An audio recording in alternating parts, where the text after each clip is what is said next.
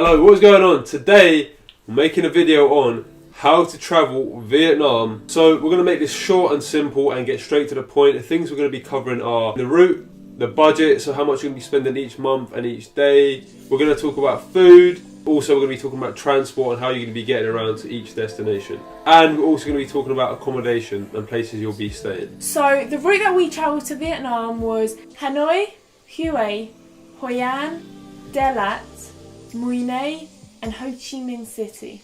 Now we're going to break them all down. Hanoi. This is where you either start or end your journey. For us it was the start. Expect to see mopeds everywhere, and even crossing the road can be an experience. Vietnam is rich in history, so make sure you make time for the Ho Lao prison. I think that's how you pronounce it. But if you're starting your journey there, it's a good experience to just wander around, see what Vietnam has to offer and just get a feel for it. So after that, we did take a bus ride to Hue. Although we heard good things about Hue, we personally didn't enjoy it that much and we didn't get too much done there. And we decided to cut our trip short on Hue and move on to Hoi An. However, if we could go back to Hue, there was one thing we didn't know about, and it's an abandoned water park. If you do go to Hue, make sure you go and visit this place. We saw pictures after and we was like, why did we not go and see that? So it's like a water park that started to get built and then they stopped building it and you can just go there. Good experience, I guess. Next stop was Hoi An, and Hoi An was our favourite destination in the whole of Vietnam. We loved spending our days cycling through the lantern-lit town, spending time by the river and eating delicious Vietnamese food. So Hoi An is packed full of side street cafes and most popular for tailoring clothes. You can get your suits made there, dresses, loads of other clothes, very cheap, and they'll send it home to you as well. If you are interested in Vietnamese food, they do a full day eating tour where we literally went around the whole day with a local and they took us to all these different destinations and we just tried all the Vietnamese food. We had way too much food. If you want to see the video to that, we'll put the link in the description, but we definitely recommend doing that. After leaving the beautiful town of Hoi An behind, we then moved on to Dalat. The only reason we actually went to Dalat was mainly for the canyoneering, which was one of the best experiences of our whole entire trip. We had so much fun. It was the best day out. Dalat is known for canyoneering, so make sure you have time to do it. Also, we went up to the cable carts in the mountains and that was very beautiful as well, seeing the Vietnamese countryside. And then we also went to the weirdest weirdest place I've ever been to in my entire life. It's like a bar and you go into the bar and it's like a maze and it has how many stories is it? Like six? Six. And it's weird. You'd have to go there to experience it. It's called 100 Roofs Cafe. Yeah, and then you get to the top and you can see the city view, but it was the weirdest experience. So if you do go to Dalat, make sure you go and visit this bar. It's one of the best experiences of our travels and one of the weirdest things I've ever been to in my life. So after Dalat, we took a long 7-hour coach ride to Mui Ne, and although Mui Ne is known for the sand dunes, we didn't experience that, but we did see a wicked sunrise and a sunset. Personally, I would say miss out Mui Ne, as there was not really that much going on there. It was kind of boring, to be honest. It was boring, and the beach was actually really dirty. I think it was it's more for people going on holiday there. So to end off our trip in Vietnam, we ended it in Ho Chi Minh City, which is one of my favourite cities in the whole of Asia. It's a vibrant, bustling city, and the amount of mopeds there will throw you back.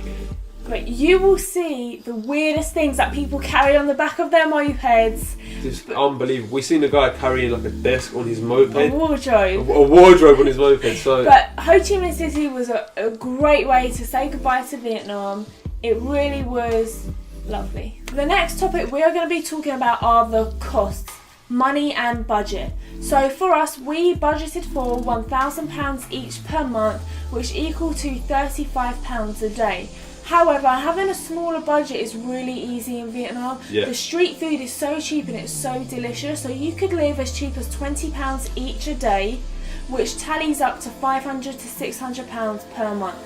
Accommodation. So for us, for our accommodation, the budget was £10 each a night, so about £20 for a hotel room. There's cheaper options you can go for. There's hostels for maybe £3 or £4 a night. Look around and you'll find cheap hostels and hotels. You will be surprised at how nice the rooms are for how little money you are spending. 100%. Also with accommodation, don't stress too much. You can find rooms on the day, or you can use popular apps such as Booking.com and Agoda, Hostel World and Hostel Bookers.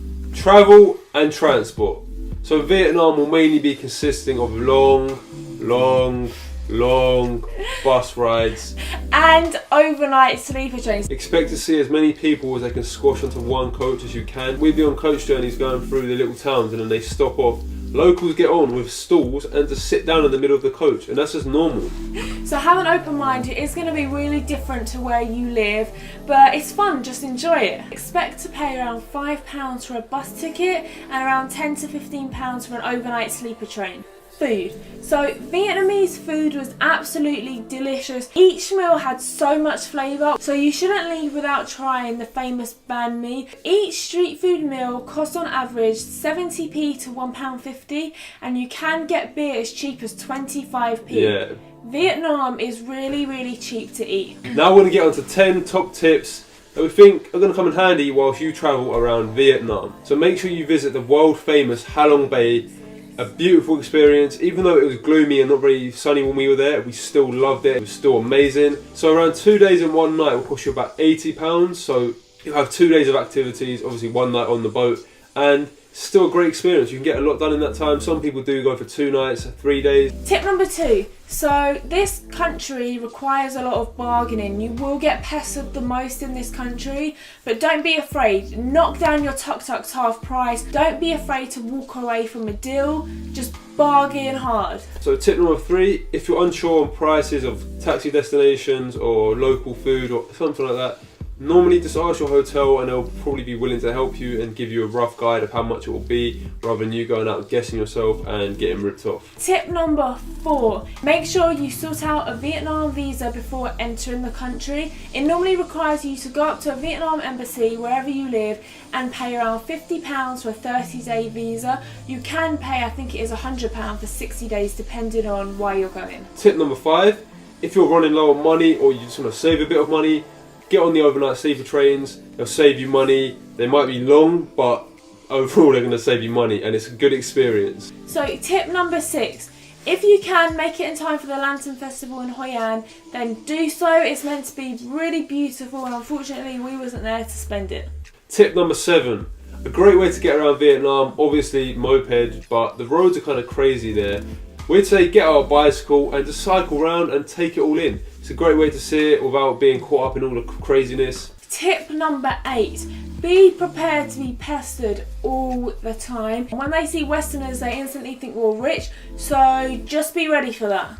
Tip number 9, always ask how much for the street food, because normally they'll try and charge you more than what they would normally charge. So as soon as they've served the food, you have to pay whatever they say. Yeah, So clarify it I'm before. pretty sure a few times we got ripped off. Tip number 10. So if you're travelling with 4 people, try and book an overnight sleeper train in advance. That way you can share a bunk all together. If you're travelling in just the 2s like me and Mia, we booked our train, and luckily enough we got a reasonable couple. They're very nice, so we were lucky. But we did hear when some people would get put with locals and they'd just be sitting there staring at them, and it's a bit uncomfortable. We don't really want to be doing that, so try and find another 2 and try and pair up and then book it together and try and get on the same seats. So that is the end of the video. I hope we covered some good information and everybody enjoyed it. We have done an overview of the whole of Southeast Asia. We did travel for 5 months around there. We went to Thailand, Cambodia, Vietnam, Indonesia and Philippines. So in the description below there's an overview of the whole of Southeast Asia.